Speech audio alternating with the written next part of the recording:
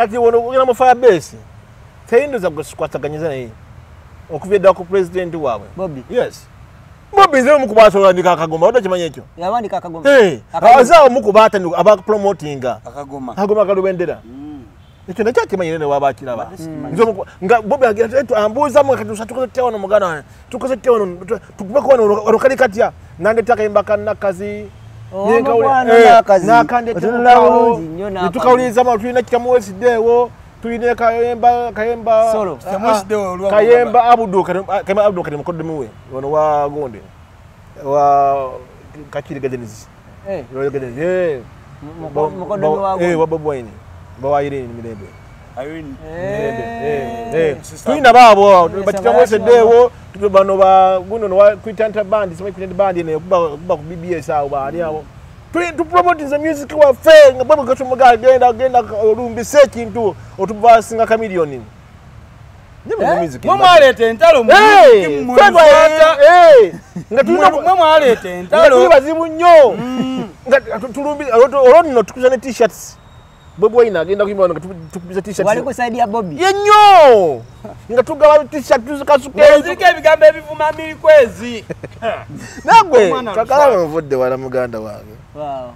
Era president Bob Wine ina music tubatambule na yeba Mickey Wine ntambule nabo banjo bane banjo tulumbye ebivulu tukubyewa kati nako zino tuwadde ka Dax vibes zaawo tuli nabo biranjiranje abo bana tubadde tambula nabo mpola ene nga kiri muyimbi Spice bamuterawa Spice bwakula handitse okutengera musically atambula yekayeka atandise okufuna manager obaroja bani abo kasafuna manager ne manager kitakasta watuse ekino najo kivuga nero kuza sonko mubuuza ani amusobola obutala ku TV oyo sonko gola oyo ali ku kamera oyo mubuuze wali awo sebane Rian Gano kakala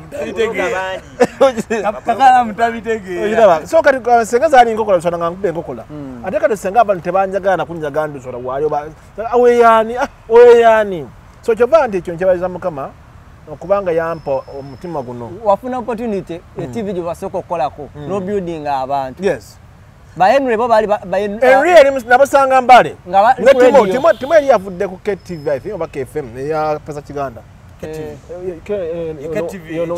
Kingdom yewe yava na jembali actually namusangayo yali mu radio department nikati bwana baba nabo yanze timo simanya chanza kunga timo pochano oyo ati akolo bala mukaga bakolo ku Galaxy omwero abona na babo mbala abona bayinule bonna ina bwe mbale so kati nembanga media bwento benjitambuza egundi wakola ye emyaka emeka embale mbya nakole emyaka bajali nao besatu salwa nnyo so kati bwenvayo nekoma kuibisa ngati nenkwatagana mzee magundi omugenze ngendo mvawo njoininga ABS aliakuita pastor kati nno kankule kintu kino ogenda kwibesa kula kuwadde ingun toba interview bankola application obula bwenkuma we kuva embale waliwo omukyala muyita Anne Kobusinje katakula ku Spark TV by then yali PD akola ku mumanyi yali ku Spark yali ku ABS ali ku NTV kati sio ne bitambi bwafuluma siyoyo kati Anne akiri bwe kitu omwana kakalamu Anne yansanga mbale ng'avudde ku TV West najje mbale nga zze kusoma mawulire ne musomesa amawulire yali azze kusoma ng'avudde ku TV West ngolonda asoma ajje mbale ne musomesa amawulire ne mu training bere benjegera ne babagiraba si batatu babiraba na musomesa ne bajja abaana abawala aba omu yali munna Kenya ne Anne kati omukulu omu yali akulira radio that is Step FM agezako actually ya mulemesa yali akwana I don't know yateze kibatu mu bba simanyi ne bwalemesa Anne nengezako kulemera enenga Anne you can do it you can make it eranga Anne amanyi Anne yali amnyesoma mawuli bulungi nnyo ne Anne bamulemesa nenga ba Anne omanyi de Kampala waganye badde Kampala ngezako musingira kufa FM Fufa. Yes. Yale tandise. Yes, tandise. Kati musindikira musindika bere bakola interview namaga anete yakola interview kusoma ole ga luzungu. Twa twagala ga Luganda. Nagenda ne ku Star. Yasima ga luzungu ne twagala ga Luganda. So najja na meeting akole media nanga misa swata bida bikabiganya nga you know what? Tofayo. Ujafuna echokola nga nango obongo bunje nga muteke wo banga manyama ni ndo deal zali zitandika kujja kusaidia manyama ni yes kati daba bafuna chance yiga mu omulimu bagenzi ga amufula PD kati bwe vembale nkuma mbe yakawo nomuzese ngenda wa stative BBC o anya agama yiga nti wakitegere nti waliwo omwami yavudde mbale amanyi tumwetaaga wano yiga nkubira simu ndi yebaleko sebo ti bapita pastor yiga ndi badde njaga kulaba ko ku church yango oli busy nti nenga muzese nti manyi osumba yiga nkubira simu kangene mula nenya ngenda wa nanga kati onasanga Mr Madam ani yogera kono mami oyo togera nyamba ngwana obwomu menyeka nyamba kutukule fenna bila assistant wangu gobago bedeli eri munene ate kati ono munene ono becoming assistant PD we bambi wow omwana gwasomesa ono becoming assistant we okutukiza olugendo lw'omuganda omukubire ngoma nasina ono bakubidde ngoma obitegera kakalamu kati bwevaawo tewamera kasajja ate kati this is industry tuli omao ninga film director wabe emyaka 10 aba director wo so akati anandeka wagenda ku Star agenda ku Spark nze mote ate ani nze mote olutindo ku Spark ngamusindikira waliyoko wamusindikira ekyala bayine bamitangane nini mwami nyandira bidde nyari mvudde neri mwami niba byavaina ko zino ngamuganda amuleta je ba dance Spark yega tandika ati twina TV mpya ajita Spark ya bakyala no so kuba produce tayimanyi na ko wadde yes kata muyi ankomyo ambulidde mu nkoze nti mga ate fwe twinawe ngatumu training akawo tumu ate repeat ngatumu training akawo musindikira nesengendo sengena we judge ngasaza ngagena ko TV akora interview nga said that ikibaito omukisa ate ngatoro sinze speed wagule ate go ogeze mu chapidi omwana akubirinde akulekawo nga PD pasa ngate ya mera atakolechi yagamba gwasi ali ekintu ngakifuga olabye ebintu bino bitambula kakala ngokiyingira mu binyo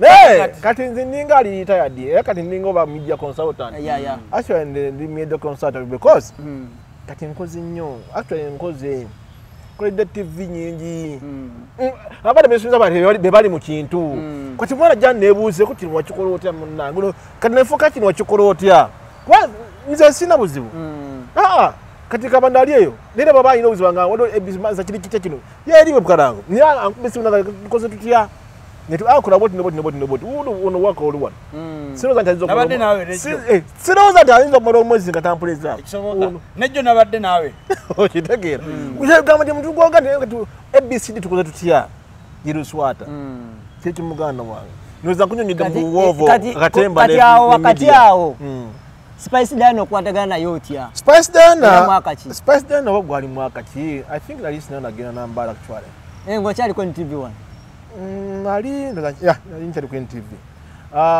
atani alita kayimba kawa kasoka nsanula ndoza sanula yafuka hine waluli nsanula kasoka akasoka ngatana kubosa nsanula agenda fuluma omwana oyo waliwo muvuka mita flat iron flat iron nga mukulu sio no ali kugundi wano muganda wono gaya aliwo ku CBS musajja wange tamuji tamuji netamuji yenyini naye mko nene tamuji suwa Jose kwane dictator sam ngabatu kati flat tamuji yande tira Spice Dano ngakatoka Spice Dano mwana ngalo kati ono flat iron yategerero katonda wanga abana ngabalude mu industry kana Spice Dano yali ku Crane Media ngasoma journalism kati abana yali asoma maulire yasoma kwa journalism Spice Dano then ayoka dropping out ayokaga joining ate makerere kati angamba no yama yasoma art and design yes industrial something kati something gonde angamba no imba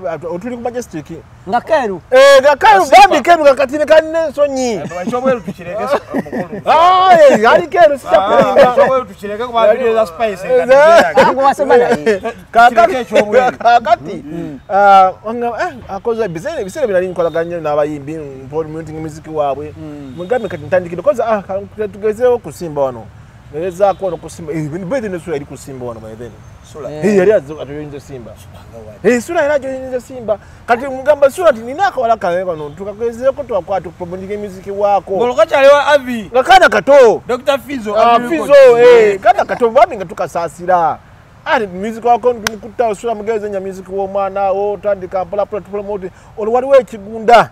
Nzika niyo manyi. Wandegeze ne mu kigunda wati kigunda zagala unga. Bami tebamuwa. Mu kigunda bamuma. Tebamuma. Na kinuma nnyo. Musungu obuli ku Spice ne Simba. Tugere mali. Tuyamu. Ba januma nnyo naye munaye januma nga bami. Wana bandi bali bamuwa. Obana yegane Mandevu, obana yegane Sura, obana yegane Yusufu sijukira. Nganjaga muri ayimbe ko mu kigunda gwange jera atandika obutandisi bwati. Nganjaga ko bano ne afuna ka audience. Ne bami okwadaka ole twanga tutitambula mpola nenga takamu ngomunya abawala ayinzo kuloze byala obusajja kungwana baki nenga umanye nenga umwana obanga ze omuyamba buya music asolo picking up nze ntambule n'abayi banyi ngana na romanso labo amansi ngana na romanso respect ye because ntambule na ye ngana gwa mu bibatu bya Justin Bass yasoka wono yes yali mukazi mu musical era nakati tukolagala bu nnyo mu music era ne bashi ne akimaye bu nnyo ne sura ne akimanyi kati abo ba Sharon O wado kimaye ekyo Sharon O ne yali o ne natamba ko nembanga na maka ne natamba ne banga musical era ne Sharon O gundi yamundetia Fatayon so kati nkuzi n'abaana bwe bato bayimi ba kati wono ngina mu Firebase tayinduza kwataganyiza naye okuveda ku president wawe Bobby. Yes. Bobby zero mukubasola ndika akagoma odo kimanye ekyo. Yawandika akagoma. Azao mukubata ndiko aba promotinga. Akagoma kalubendera. Ekyo nakyo kimanye ne wabakira ba. Nzo nga Bobby agira ambuza mu kati usatukoze tewono mugana. Tukoze tewono tukubako wano orokali katya. Nande takayimba na kazi. Na kande tewono. Tukauliza ma tulina kikamuwesi dewo. Tuine kayemba solo kayemba abudu kama abudu kadi mukoddemuwe wono wa gonde wa kachiri gadenisi yo gadenisi mukoddemuwe wa gonde wa babwini bawayire ni mirembe ayini tuina babo batikamwese dewo tubano ba guno no wa kwitanta band sima kwitanta band ne kuba ku BBS awo ba ali awo to promote the music wa fe ngababo gacho muga genda rumbi sekintu otubasinga kamilioni nyama music mwalete entalo mwalete entalo tuli bazibu nnyo tulumbi olonno tukuzane t-shirts Bobo ina agenda kuyimba tukubiza t-shirts wali ku side ya Bobby yenyo nga tugaba t-shirt tuzikasuke zirike ebigambo ebivuma miri kwezi nagwe kakala mvodde wala muganda wange. Wow. Era present Bobo ina music tubatambule na yeba Mickey Wine ntambule nabo banjo bane banjo tulumbye ebivulu tukubyewa kati nako zino tuwadde ka ba Dax vibes zaawo tulinabo abiranjiranja abo bana tubadde tambula nabo mpola ene nga kiri muyimbi Spice bamuterawa Spice bwakula hanitse okutengera musically atambula yekayeka atandise okufuna abamanager obaloja bani abo kasafuna abamanager ne manager kasta watuse ekino kya kivuga nero jawade yakamufuna emyaka nge 3 sesa tujoka